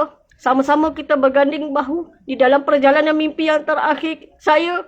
Kita tidak berperang sesama sendiri. Kita sama-sama berganding bahu. Kita jangan ada kumpulan yang mengakibatkan huru-hara dalam negara kita. Bayangkan. Orang di Bhutan, mereka percaya kepada agama dia. Untuk stopkan peperangan ini, seluruh ahli agama mereka naik ke atas ke China untuk menghalangi dengan segala apa sihir yang mereka ada. Mereka guna makhluk Allah iaitu burung yang tidak ada rambut. Dan mereka mati bagi limpangan kena bom. Saya nak bagi tahu, ambillah yang mana boleh jadikan iktibar dan sama-sama kita berganding bahu, tidak ada golongan-golongan tertentu yang boleh menghuru-harakan negara kita. Dan seperti yang saya bagi tahu, jauhlah ahli politik buat masa sekarang, kerana di dalam perjalanan mimpi yang terakhir saya, golongan ahli politik ni yang tertentu yang tidak saya sebut di pada masyar ataupun di dalam sirat dalam neraka atas syurga yang tidak saya sebut, mereka jauhilah mereka kerana mereka belum dicuci lagi. Ada sebahagian mereka tu berkeinginan kepada dunia sekarang. Jadi akan ada satu golongan-golongan tertentu dari mereka. Yang kita ni orang biasa, tidak terlibat apa-apa dengan kepentingan yang kita rasa kita nak dan sebagainya. Kita jauhkanlah. Kita sokonglah pemerintah yang kita ada sekarang. Apa yang mereka suruh, kita buat kerana Allah Subhanahu Wa Taala sebagai ikhtiar. Dan sama-sama kita mencari keredaan Allah Subhanahu Wa Taala. Ingat Allah dalam kehidupan kita. Okey, saya ingin mengundurkan diri dulu kerana saya terlampau bertubi-tubi mendapat panggilan orang yang berada di barisan hadapan. Orang yang berada di barisan hadapan berhadapan dengan pencerobohan dalam negara sendiri. Saya amat terkesan. Emosi saya pun terganggu. Sedangkan saya duduk dalam rumah, saya boleh tidur, saya boleh makan. Sedangkan mereka dah tak boleh tidur dah. Mereka sudah merasa ketekanan itu. Dan saya tidak merasa lagi. Saya hanya menyampaikan. Perasaan itu tidak ada lagi. Kerana saya tidak bekerja bahagian pertahanan negara ataupun bahagian pertahanan wabak. Jadi saya mohon maaf jika daripada penyampaian saya, perjalanan mimpi yang terakhir saya, ada tertentu menyebabkan kumpulan yang berlabel dan sebagainya. Saya mohon maaf. Itu mungkin kekurangan daripada penyampaian saya. Okey. Selepas ini saya akan teruskan memberitahu kumpulan yang seterusnya untuk Iran, Azerbaijan, Armenia, Georgia, Iraq, Syria, Iran. Pada live yang seterusnya, insya-Allah. Semoga saya kuat.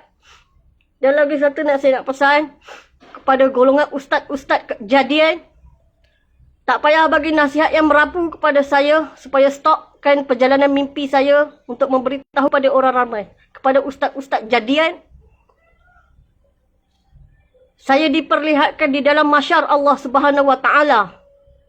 Dengar sini baik-baik. Orang yang menggelarkan diri dia ustaz, anda belum selamat. Anda belum selamat. Jangan mudah menyatakan diri anda ustaz, seterusnya memberi nasihat kepada saya atau mengkodemkan perjalanan mimpi yang terakhir saya. Anda di kalangan orang yang susah nak selesai di pada masyar. Susah nak selesai. Demi Allah saya bercakap. Kerana, wahai orang yang ustaz-ustaz jadian ini, saya ni bercakap sambil memegang Quran, ada air wudu dan saya berzikir juga. Saya juga mengaji Al-Quran siang malam. Saya berzikir siang malam. Saya menangis siang malam. Saya berdoakan semua untuk umat Nabi Muhammad ni siang malam. Kepada ustaz-ustaz jadian, saya pun sudah tak cari harga dunia dah. Dulu saya cari. Sekarang saya dah tak cari dah lama.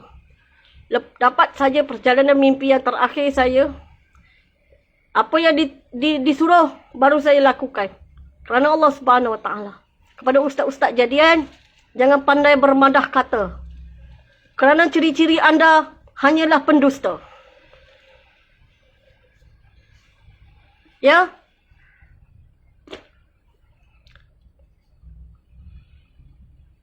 Saya tidak mengajak apa-apa yang bukan-bukan kepada umat Nabi Muhammad. Tetapi saya memperdengarkan kepada mereka. Tidak ada satu paksaan pun dari saya. Perjalanan mimpi yang terakhir saya. Ambillah yang mana boleh dijadikan iktibar. Boleh dijadikan panduan. Boleh dijadikan. Jika anda mendengar, tidak boleh langsung dijadikan panduan. Tidak boleh langsung diambilkan iktibar. Maka anda tak perlu mendengar. Anda tak perlu mencemuh saya. Kerana itu adalah dosa. Anda berkata kepada diri anda ustaz. Tetapi saya nak bagi tahu. Orang yang menyampaikan perkara tersebut dan tidak benar. Dan memperlekehkan orang tersebut, anda mengata diri anda ustaz. Anda patut postmortem diri anda balik. Maaf, saya tidak guna perkataan seperti mana ustazah ataupun orang yang memberi ceramah. Saya orang biasa waktu dulu saya orang biasa. Dan saya belum belajar untuk jadi penceramah pun. Belum belajar untuk menjadi ustazah sekalipun. Saya biasa. Saya orang biasa. Saya mami. Anak 3. Andai saya garang, seperti saya memarahi anak saya. Andai saya tegas, seperti saya seorang kakak memarahi adik dia. Andai saya manja, kerana saya juga ada abang dan kakak di atas. Macam itulah kehidupan saya. Jadi apabila nak berkata kepada saya, berkata dengan cara yang elok. Sebab saya pun, jika anda menyatakan diri anda ustaz, tetapi anda seperti melekehkan saya. Dengar baik-baik. Saya orang biasa dahulu. Jika ini ciri-ciri seorang ustaz, aku akan perang kepada kamu. Aku akan perang kepada kamu. Saya akan lawan kamu. Ya? Saya akan lawan kamu. Jadi jangan bagi nasihat kepada saya yang merapu-merabai.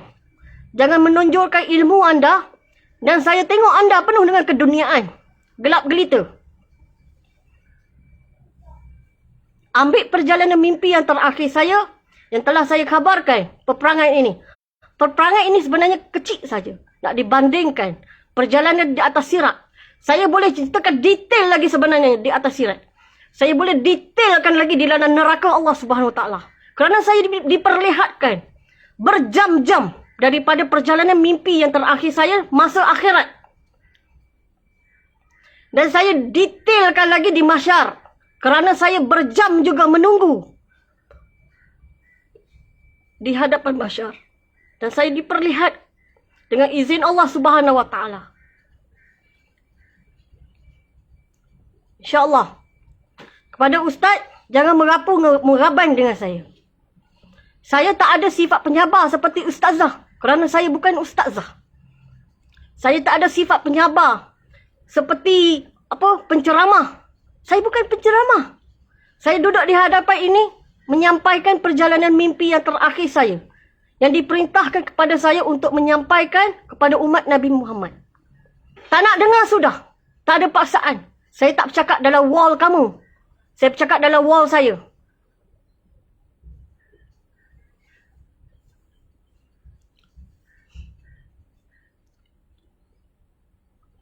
Okey? Datang nak berdialog tentang agama dengan saya. Dengar sini baik-baik. Jika apa yang saya sampaikan di dalam perjalanan mimpi yang terakhir saya bertentangan dengan Al-Quran dan As-Sunnah, nyatakan bagaimana. Yang bagaimana? Jangan kata kamu sebenarnya tak layak pun dapat mimpi ni. Kamu ni orang ke apa? Kamu ni orang ke apa? Cakap macam tu. Mengaku title ustaz. Tapi kamu tak layak dapat mimpi macam ni. Ustaz macam tu kau bercakap. Lebih baik kamu buat postmortem diri kamu sendiri.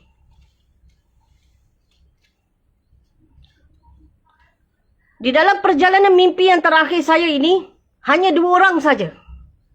Yang telah beribu-ribu, tak tahu berapa ribu, tak tahu berapa puluh ribu ataupun ratusan ribu, yang telah call saya, messenger saya, WhatsApp saya, Telegram saya. Dah terlampau banyak. Di banyak negara, hanya 2 makhluk ni saja yang memberi masalah kepada saya. 1, saya dah maki dalam telefon. Kau. Yang kedua, saya suruh buat postmortem. Ustaz apa ni? Ustaz apa engkau ni? Jangan guna perkataan macam tu. Sebab saya tidak mengajak yang bukan-bukan. Jika nak condemn gelong bumi yang saya ajar, tak payah buat lah. Tak payah buat. Jika nak condemn perkataan 1000 kalimat, tak payah dengar. Tak payah dengar. Sebab ilmu saya ni yang telah diajar kepada saya, orang tu mati malam Jumaat, bulan puasa, 7 hari bulan puasa. Nak raya 7 hari. Dia pun meninggal dalam keadaan baik. Dalam air semayang. Dia nak meninggal ni. Dia kata, nak ambil air semayang. Dia ambil air semayang. Dia duduk. Lepas tu, dia meninggal.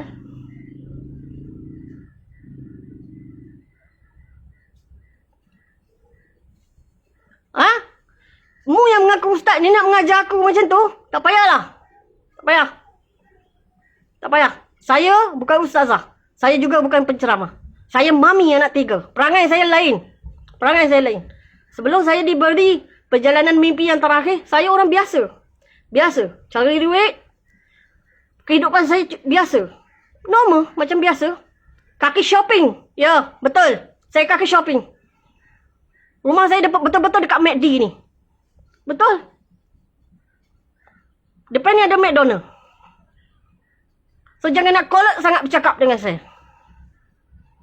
Saya ni duduk di kawasan Shah Alam ya. Bandar terancang. Jangan nak kolot apabila bercakap dengan saya. Saya tak terima kau kolot-kolot tu. Ya. Saya tak suka orang bercakap macam tu dengan saya. Jika anda datang kepada saya dengan perkara nak pelekeh, memang saya sanggup. Saya gedebak lah. Ingat baik-baik. Ni memang perangai asal saya dah ni macam ni. Ni perangai asal saya. Bukan saya garang. Tapi saya pantang kalau orang perangai bercakap macam tu. Pantang saya. Saya tidak mengajak apa-apa. Saya cakap real.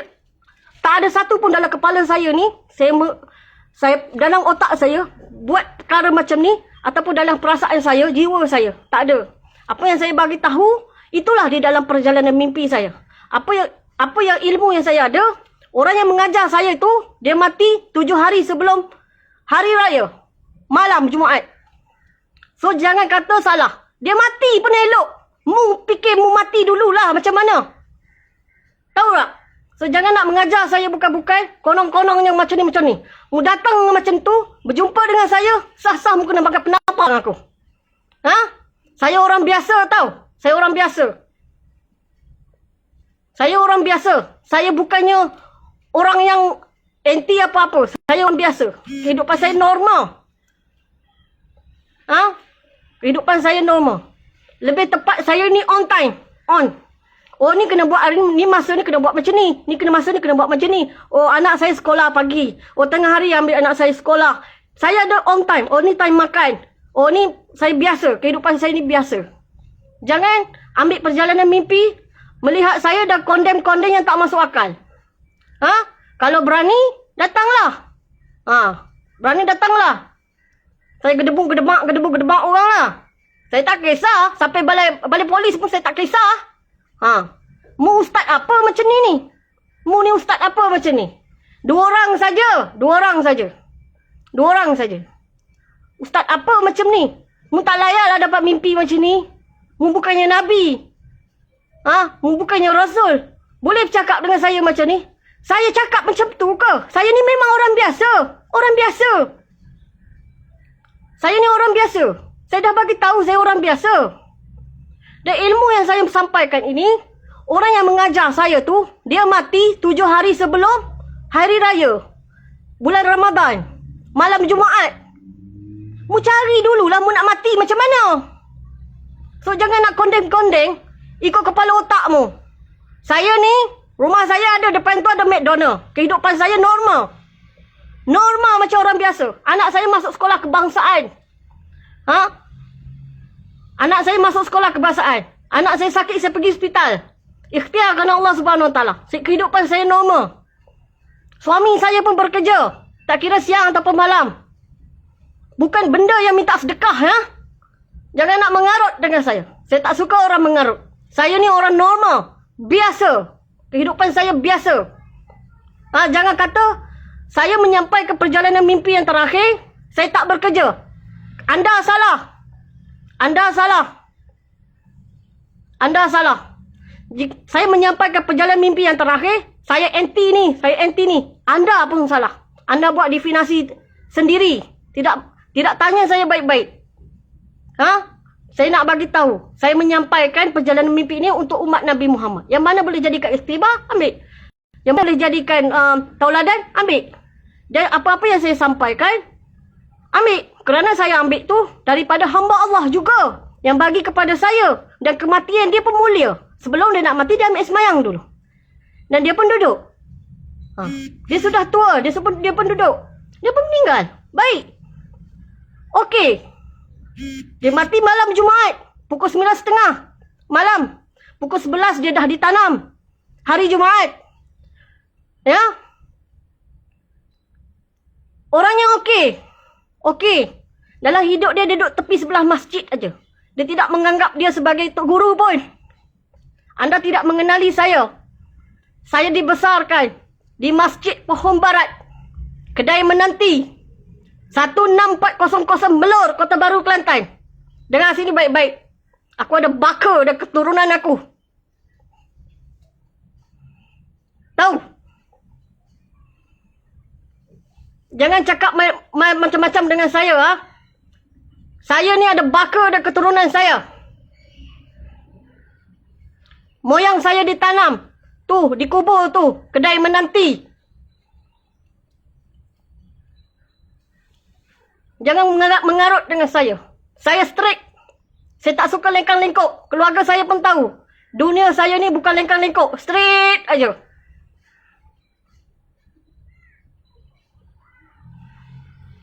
Keluarga mertua saya. Di kampung Cini Kelian. Sungai Ara. Perak. Straight. Kehidupan saya straight. Kehidupan rumah saya pun straight. Tak ada bekam-bekok. Ada bekam-bekok tu itu hal dalam rumah tangga. Biasalah perkara macam tu. Saya tak kata saya ni sempurna. Ada juga benda tak sempurna pada saya. Sebab saya manusia. Saya orang biasa. Tapi jangan nak condemn seolah-olah menyalahkan saya. Saya menyampaikan ini dan nak menghalang saya. Untuk saya menyampaikan kepada umat Nabi Muhammad perjalanan mimpi yang terakhir saya. Jangan bercakap macam tu dengan saya. Mari berdepan dengan saya. Saya tak jawab soalan kamu. Tapi tangan saya ni gedebuk-gedebak. Saya tak kisah masuk penjara apa kerana benda macam ni. Memang saya perangai macam ni. Kalau saya cakap straight dari hati saya. Ini kenyataannya dari hati saya. Saya cakap direct saja. Saya juga sampaikan perjalanan mimpi yang terakhir saya. Benda yang saya tak boleh nak bagi tahu. Saya tak boleh nak bagi tahu. Saya tidak ada tambahan kepada perjalanan mimpi yang terakhir. Jika itu yang saya lihat, itu yang saya dengar, itu yang saya diperlihatkan, itulah jalan dia. Saya straight saja saya sampaikan. Saya bukan ada ingatan. Benda yang saya cakap daripada perjalanan mimpi yang terakhir saya. Benda ni tak boleh ingat dalam kepala tau. Mimpi-mimpi ni. Kalau mimpi tak boleh diingat ni, mimpi tak nyata. Ini mimpi ni boleh ingat. Dan saya menyampaikan. Melalui apa? Izin Allah Subhanahu Wa Taala kepada saya. Nampak tak? Ustaz apa macam tu? Jangan belagak. Saya ni orang biasa. Ya, betul. Saya berniaga lembu. Betul. Orang berniaga lembu ni satu. Perangai dia lain. Dia realiti. Dia tak ada nak mengarut. Ya. Dan banyak lagi bisnes saya. Banyak lagi. Bahkan saya nak cerita semua. Orang Shah Alam tahulah. Kamu yang tak dekat dengan saya, kamu cakap macam tu macam ni. Saya tak minta sedekah dengan orang ya. Saya haram ambil benda-benda sedekah. Haram. Dari kecil lagi saya diajar, jangan ambil sedekah orang. Kecuali yang ambil tu daripada pak saudara, mak saudara. Ataupun adik-beradik. Ataupun sepupu papat. Bolehlah. Jika orang yang jauh sikit, saya kena pukul. Jika saya terambil, walaupun cekodok. Tahu cekodok? Cekodok pisang ke? Cekodok bawang ke?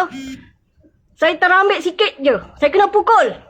Sebab apa? Saya diajar. Jangan ambil barang sedekah. Tahu? Jangan ambil.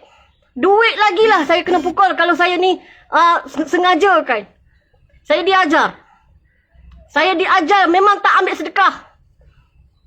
Jadi, jangan fikir dunia anda adalah kepala anda. Mengenali saya, lepas tu nak buat satu golongan. Golongan apa? Contoh minta sedekah dan sebagainya. Minta maaf ya. Muka saya ni tidak boleh. Tidak boleh. Dan saya juga pernah terambil satu cengkodok. Dan saya bawa balik. Dan saya kena pukul 10 kali. Kena sebat 10 kali kerana cekodok satu aja. Dan saya di rumah saya tak pernah orang buat cekodok. Jadi saya pun kata benda apa tu? Dia kata makanan cekodok pun tak pernah tengok. Tak pernah. Macam nampak sedap dah mereka makan. Saya pun teringin. Saya pun bawa balik. Saya kena pukul 10 kali. Dengan denda saya. Kerana apa? Ambil cekodok je. Tahu? Saya ingat sampai sekarang tahu. Jangan ada datang kepada saya satu golongan yang pening. Kehidupan saya normal ah. Suami saya pun kerjaan dia normal. Repair bas.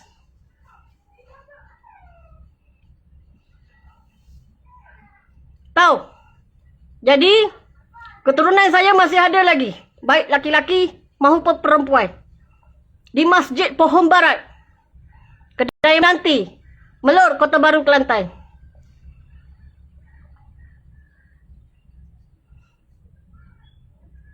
Okey, saya tak boleh komen apa-apa yang berlaku dalam negara kita. Berkaitan apa-apa saya tidak boleh komen. Kerana tidak ada dalam perjalanan mimpi yang terakhir saya. Dan otak saya pelbab.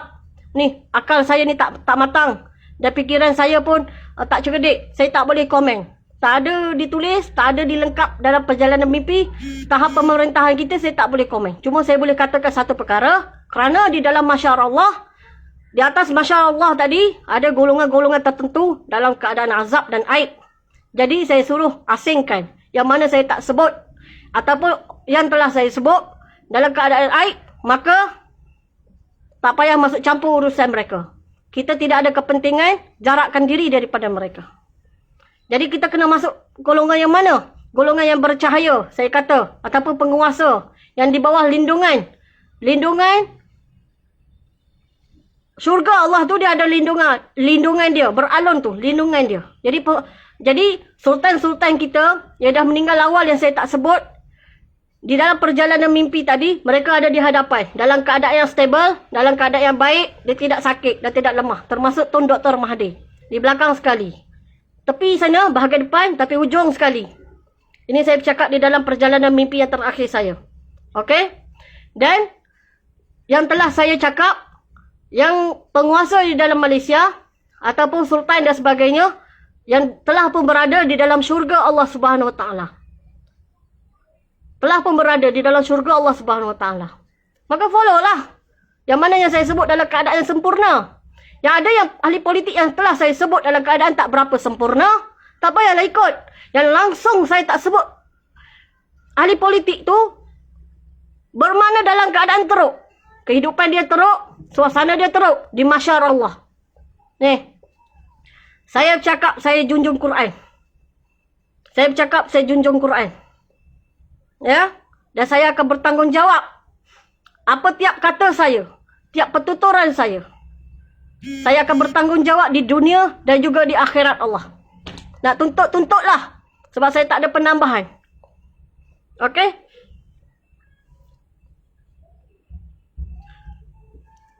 Semoga ambil ikhtibar dari apa yang saya dah bagi tahu perjalanan mimpi yang terakhir saya. Saya pun orang normal. Biasa macam anda. Macam orang biasa saja. Kehidupan saya pun biasa saja. Cuma saya kurangkan sikit. Hobi saya tadi, saya kurangkan sikit. Dan masa saya dulu suka bisnes, saya kurangkan juga. Saya cuba kurang-kurangkan. Lebihkan menghadap Allah Subhanahu Wa Taala. Macam orang lain juga. Semalam saya menangis. Telefon Kak Noh dari Kedah. Menangis apabila saya dapat panggilan. Pada malam sampai ke subuh saya dapat panggilan. Saya menangis macam budak kecil. Kerana saya tidak berada di pertahanan negara. Dan saya rasa tak boleh nak meluahkan. Saya perjalanan mimpi yang terakhir. Mereka dan saya tidak merasai tekanan yang mereka rasa sekarang. Musuh yang berada di hadapan mereka. Ataupun virus yang berada di hadapan mereka. Saya tidak merasai. Saya duduk kat rumah. Saya tidur pun lena. Saya makan pun okey. Tapi mereka yang berada di dalam pertahanan negara. Mereka sedang berada di hadapan musuh. Dan jika mereka berada di hadapan yang sedang berlaku sekarang iaitu virus. Mereka di hadapan sekarang. Mereka sedang berjuang. Bila-bila masa juga mereka akan dijangkiti. Dan saya tidak berada di hadapan mereka. Jadi saya rasa sayu, sedih, rasa pilu. Hati saya rasa. Dan saya menangis ekor. Seperti budak kecil. Saya menangis. Saya minta juga pandangan. Macam orang lain juga saya. Macam mana? Saya nak cakap apa? Saya nak buat macam mana? Saya nak cakap macam mana? Nak bagi nasihat macam mana? Saya tak tahu. Sebab di dalam perjalanan mimpi yang terakhir saya tidak ajar nak bagi nasihat macam mana. Jadi saya tak tahu. Kerana saya orang biasa. Akal saya pun biasa. Tak bagi tahu, tak dapatlah. Okey. 2 hari yang lalu. Saya disapa oleh malaikat pengiring. Dia kata kepada saya, Sita Nur, rajin-rajinlah duduk atas katilmu ni. Nanti kamu dah tak boleh nak tidur macam... Sekarang kamu dah tak tidur atas katil kamu. Sekarang rajin-rajinlah kamu tidur. Nanti kamu dah tak rasa dah. Dan saya dapat perkabaran itu bermakna dekat sangatlah barangkali. Dia ajar saya supaya saya tidur. Saya dah lama dah tak tidur dengan lena. Di atas tilam emput. Saya susah hati. Jadi, dia ajar saya tidurlah rasa. Sebab dah lama kamu tak rasa tidur, maka tidurlah. Dia suruh saya tidur. Rasa tidur. Dulu saya duduk pun, saya pegang tasbih, saya pegang Quran, baca. Lebihkan masa kawan dengan anak saya. Saya tahu anak saya akan meninggal. 3-3 dalam perjalanan mimpi terakhir saya lebihkan masa. Sebelum ni saya lebih kepada masa cari rezeki. Meniaga apa saja. Tetapi mereka datang kepada saya, tidurlah. Nanti kamu dah tak tidur. Nanti kamu dah tak boleh tidur, dia cakap. Tidurlah. Dia suruh saya tidur. Tidur sikit, dia cakap. Malaikat pengiring. Dulu saya sapa. Saya bagi tahu apabila dia datang, dulu saya panggil anggota pengiring. Tapi di dalam perjalanan mimpi yang terakhir saya, dia telah memperkenalkan kepada saya, aku ni malaikatmu yang menjagamu di dunia hinggalah ke akhirat. Dulu aku bawa dia. Dia itu yang melihat gambar saya di tingkat 3 di dalam syurga Allah Subhanahu Wa Taala. Apabila dia melihat gambar saya kata kenapa dia tengok gambar aku sambil dia ketawa, senyum-senyum. Dulu aku bawa dia, terus dia tak nak keluar dari syurga. Dan saya tak faham lagi, saya tak ada ilmu. Itulah dialog di dalam perjalanan mimpi yang terakhir.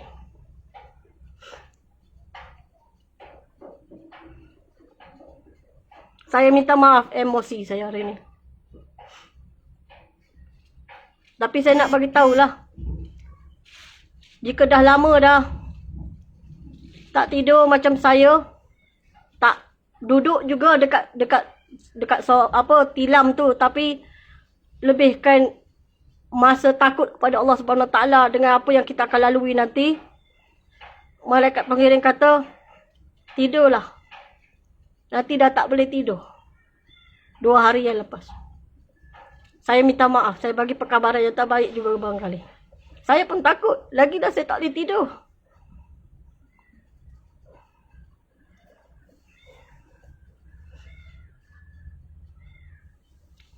Okey. Saya nak mengucapkan terima kasih kepada yang melihat saya, yang share.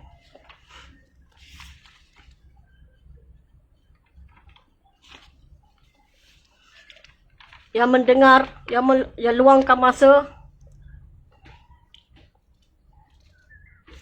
Okey, saya sudahi dengan baca doa bahasa Melayu.